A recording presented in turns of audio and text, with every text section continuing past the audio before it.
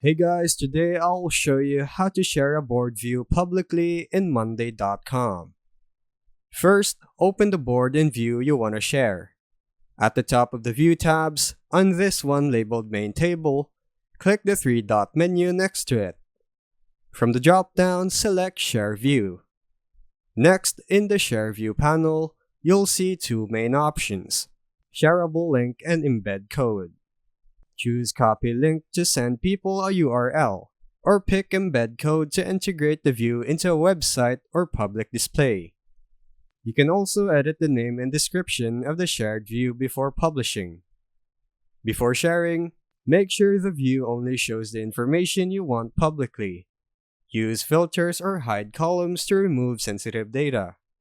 Once you're ready, publish the view and you'll see a blue banner at the top confirming the view is live. If you ever want to stop sharing, go back to the Share panel and click Stop, or disable sharing to remove public access. And that's how you share a board view publicly in Monday.com. Thanks for watching.